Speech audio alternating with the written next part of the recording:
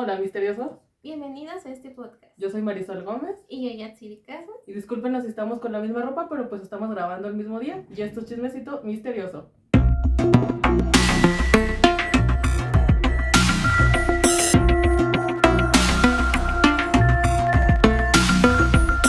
Imagínense que un día de la nada se empiezan a sentir acosados por una presencia o por una influencia que no saben qué es. Bueno, pues de eso se trata el fenómeno poltergeist. Pero pues ¿de dónde sale esta palabra? Esta palabra sale principalmente del alemán, que significa polter, que significa hacer ruido, y geist, que significa fantasma. Por lo regular, en este tipo de situaciones, las personas que viven estos fenómenos son muy acosados por el ente que los persigue y pues se adhiere a ellos. También este fenómeno involucra ciertas acciones y movimientos en los distintos casos, ya sea como en la mayoría se reportan sonidos de golpes de piedras pequeñas, ya sea como en ventanas o televisiones. También se reportan algunos casos de agresión hacia las personas que experimentan este tipo de actividad. También pues una de las cosas más reconocidas son electrodomésticos fallando, ya sea teles que se prenden solas, que refrigeradores o microondas dejen de funcionar, que distintos aparatos electrónicos que pues todos tenemos en casa empiecen a fallar. También existe un libro que trata muy bien este tipo de fenómenos. Trata pues consideraciones ya un poquito más hacia la psicología, que son consideraciones neuropsicológicas, fenomenológicas y psicodinámicas. Es decir, que estas nos explican el fenómeno del poltergeist desde un punto más social y psicológico, ya que muchas de las veces este tipo de casos solo se queda en una investigación de índole espiritual y nunca se le da una búsqueda más allá de ello. Este libro nos relata sobre la parte científica que nos ofrece este tipo de experiencias, como la psicoquinesis, que es el movimiento a través de la psique, que pudiese parecerse mucho a la telequinesis, pero no es lo mismo.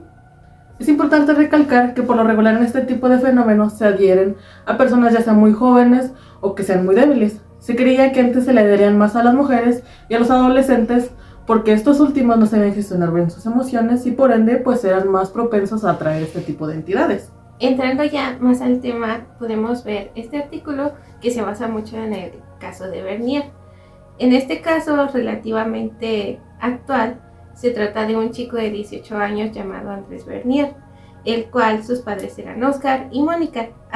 Ambos contaban con carreras universitarias, por lo que ellos eran muy escépticos hacia este tipo de casos, o sea, a no creer en cosas que tenían una respuesta lógica. Y bueno, pues el acoso hacia Andrés comienza cuando le empiezan a arrojar piedras hacia su ventana, pero pues no se va luego a pensar es una entidad paranormal, simplemente pues las personas piensan es alguien que me está molestando, que me están haciendo una broma y pues este es el caso de Andrés, sino que estas piedras toman un movimiento inteligente y se torna algo extraño cuando van ciertos investigadores a esta casa y ninguno de ellos encuentra una explicación lógica. Van 5 mediums y 2 curas y ninguno de ellos encuentra una explicación de índole espiritual.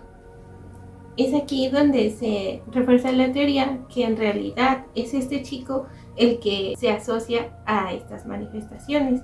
Es interesante analizar la trayectoria de estas piedras, ya que no solo se quedan y golpean el vidrio de la ventana, sino que también entran por esta y hacen una trayectoria muy específica, cruzan otras habitaciones y llegan hasta la sala y caen en un lugar en específico.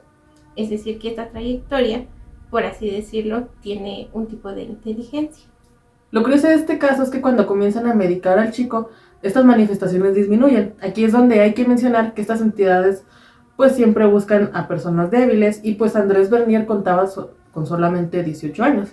Ya sea que buscan personas que están pasando por cuadros de ansiedad, que están pues un poquito depresivos y pues mayormente son adolescentes quienes no saben gestionar bien este tipo de emociones.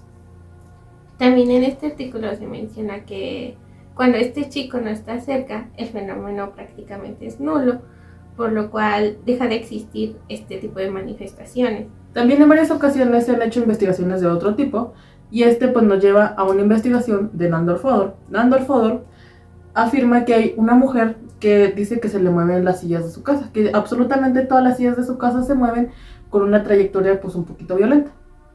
A ir más allá de la investigación, se sabe que esta mujer sufría de ansiedad y depresión, por lo cual pues esta persona atrae este tipo de fenómeno. Este tipo de fenómeno ya va muy relacionado a ciertas investigaciones sobre la bioquinesis, ya que esta nos habla de la cualidad de poder mover o cambiar cosas a nuestro alrededor, también como cosas físicas de nosotros mismos. Tan es así que en el caso de la bioquinesis existen varios audios subliminales que se ponen en ciertas canciones que a nosotros nos gustan y ponen afirmaciones de la cual nos ayudan a cambiar ya sea el color de nuestros ojos, el color de nuestro cabello. Aunque no está 100% comprobado, hay personas que tienen testimonios de este tipo de videos. Se dice que las víctimas que sufren esto muchas veces las asocian con leyendas urbanas de donde ellos viven, con casas embrujadas, con leyendas locales, y pues esto los hace que se vuelvan un poquito más paranoicos y pues por ende se lleguen a pegar entidades de bajo astral. También se ha descubierto que donde existe mayor actividad poltergeist es donde existe más actividad electromagnética. En esta existen ondulaciones a través de un objeto que se mueve. Es ahí donde se puede determinar si es que existe aquí una presencia. También hay una teoría muy relacionada a las ondulaciones que dice que la persona asociada al fenómeno del poltergeist está muy asociada a estas ondulaciones electromagnéticas. En palabras más simples, que esta energía natural es susceptible a nuestro control de manera involuntaria. Es así que el chico del caso Bernier no es quien controla estas ondulaciones, sino que ya está adherido a este tipo de manifestaciones, por lo que el fenómeno se vuelve más latente en él. Ya que volviendo pues otra vez al tema psicológico, se menciona que este caso poltergeist es mayormente ocasionado por la tensión sexual o por frustraciones que la persona adolescente pudiese obtener.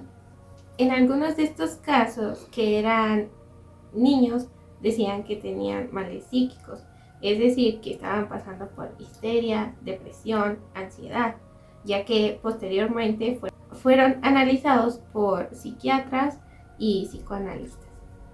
Sigmund Freud fue uno de los participantes más populares de este tipo de manifestaciones. Muchas de las veces nosotros creemos que solamente se basa en investigaciones científicas, pero a la par de Frenesi, un neurólogo húngaro, nos cuentan ciertas teorías psicológicas que nos pueden llevar a deducir que este fenómeno sí es inclusive un caso psicológico, ya que se dice que estas personas que han vivido este tipo de manifestaciones pues no logran recuperarse un 100%, siempre quedan con secuelas psicológicas que pues les pueden afectar en su día a día. También existe una investigación realmente interesante hecha por una universidad de psicología en la cual hacen dos grupos, unos llamados los sensibles y otros los no sensibles. En el grupo de los sensibles captaban cierto tipo de actividad paranormal, mientras que en el otro grupo nunca había. Al iniciar esta investigación se dirigen a una casa del cual se presume que está abandonada y que está pues embrujada. Es ahí donde los investigadores que están con ellos se les designa un mapa y se marcan los puntos donde hay más actividad poltergeist o más actividad paranormal. Cuando se les preguntaba al grupo de los no sensibles en donde ellos habían sentido este tipo de manifestaciones, acertaban en un 60% en los puntos del mapa, pero los más perceptibles, es decir, el grupo de los sensibles, acertaba en un porcentaje mucho más alto.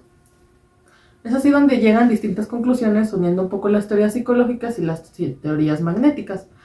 Tomando una vez el caso Bernier como referencia, tiempo después se da a saber que este chico sufría de trastorno de la personalidad. Aunque no se sabe qué tipo de trastorno, es curioso ver cómo no solamente era una cuestión de él, sino que las piedras pues tenían una trayectoria inteligente y eso nadie lograba explicar.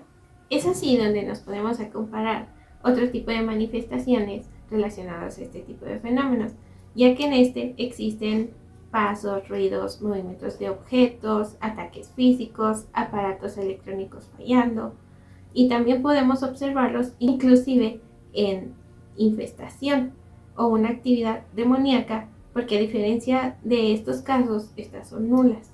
Lo único que se pudiese diferenciar entre la infestación y el poltergeist es que en el caso poltergeist no hay como tal una posesión.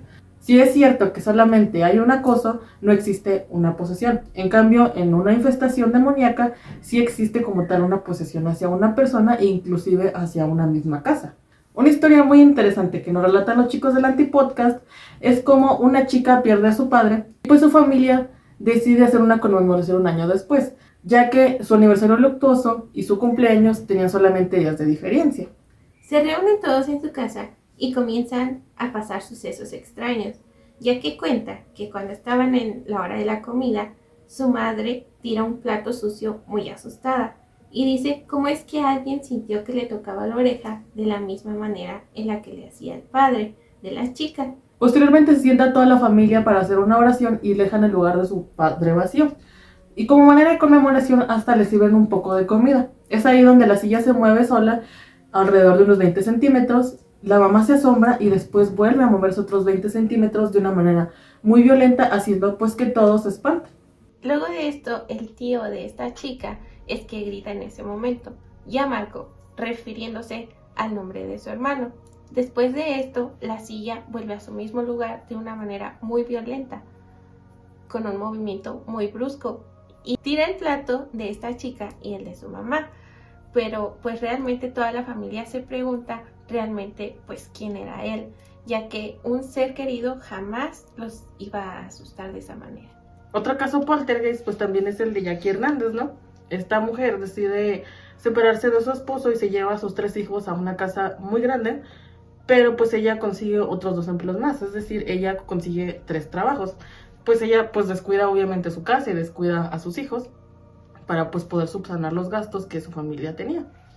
Pero aquí es donde la empiezan a molestar, ya que ella empezó a escuchar muchos ruidos en su ático, como desde golpes pequeños, rasguños, algunos aruños y hasta lesiones. Pero decidía mejor ignorar este tipo de sucesos, ya que tenía que seguir trabajando. Pero pues para el colmo de esto es cuando un líquido rojo comienza a salir de su ático. Y ella igual decide ignorarlo por cuestiones ya sea familiares, económicas, etcétera. Ella dice pues no está pasando nada, aunque estaba pasando todo en esta casa. En una noche en la que ella está pues profundamente dormida, escucha como sus hijos están un poco alterados en su cuarto, y cuando va a ver se encuentra con un hombre de pues una expresión muy siniestra, inclusive se ve como que está muy acabado, está calvo, como que es alguien muy cansado, y es cuando ella sale corriendo hacia la casa de su vecina y le pide ayuda, y ella pues en lugar de reírse le da una recomendación hacia este hombre llamado Barry Taft, que como tal no era un investigador, pero sí era un maestro que la podía ayudar, era alguien pues profesional en el tema. Aquí es cuando Jackie piensa en contratarlo, pero Taft piensa que todo esto más bien se trata de un fraude y decide investigar un poco más del tema. Así es como su asistente y el camarógrafo se dirigen hacia esta casa. Desde un inicio pues ellos comienzan a sentir algo extraño, como que algo no está bien, la casa tenía un olor muy malo, inclusive la temperatura pues bajaba cuando entraban a esta.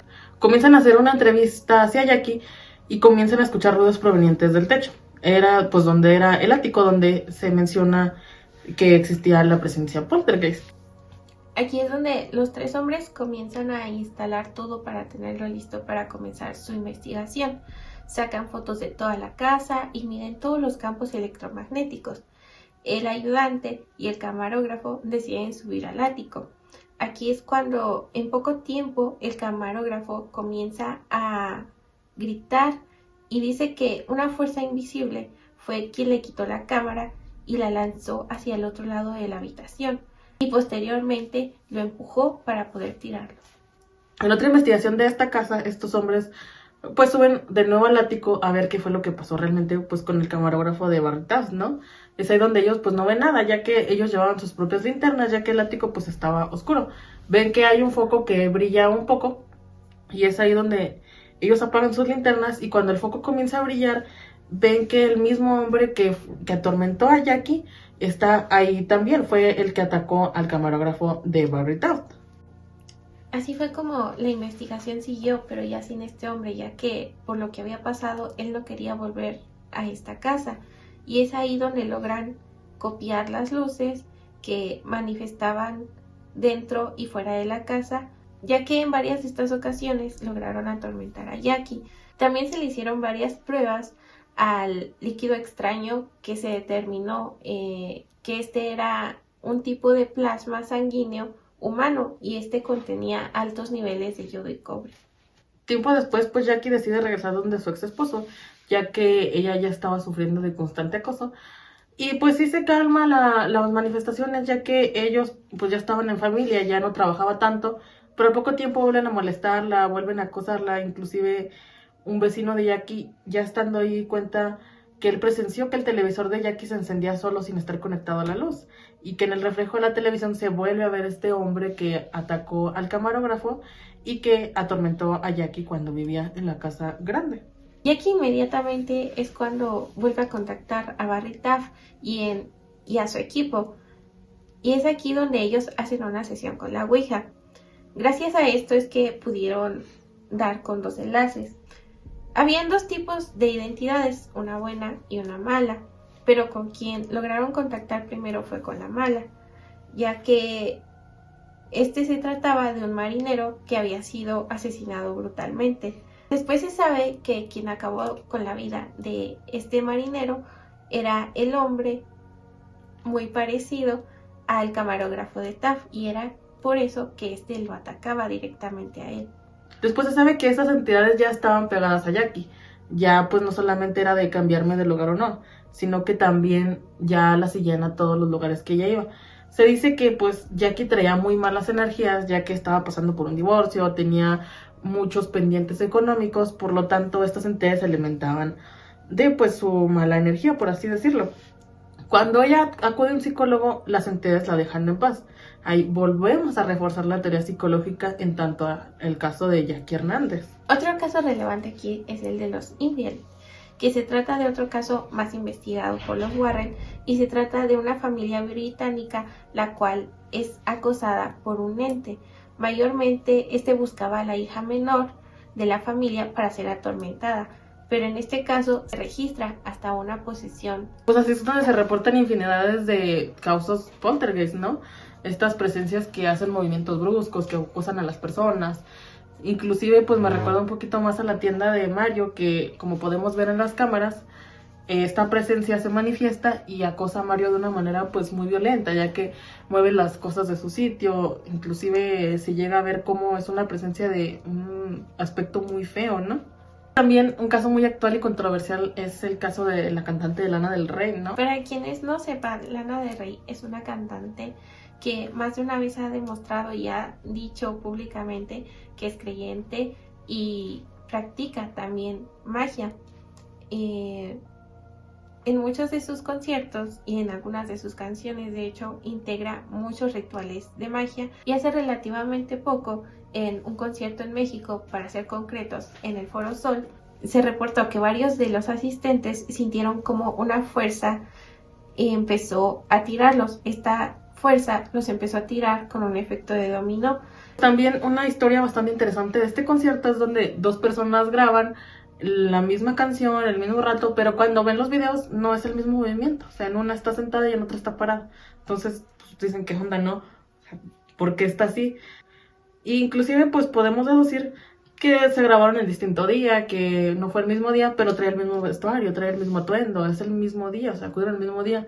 Es ahí pues cuando reforzamos la teoría de las prácticas mágicas que esta persona hace. Con este caso es que ya podemos reforzar la teoría de las ondas magnéticas, que tienen mucha repercusión en este tipo de casos donde ocurren este tipo de manifestaciones. Y pues con estas conclusiones ya podemos llegar a que las teorías electromagnéticas y las teorías psicológicas tienen mucho que ver. No solamente hay que quedarnos con la parte espiritual, sino con la parte científica, pues que nos ofrecen ciertos estudios, ¿no? Y bueno, pues con esto hemos concluido el video de hoy. Solamente quería recomendarles la música de mi amigo Axel Fuentes. Pueden encontrarlo en el canal de Charly Fernández y pues también en el canal de Axel Fuentes. Y pues aquí les dejamos nuestras redes sociales en la cajita de descripción. Nos vemos a la próxima. Bye.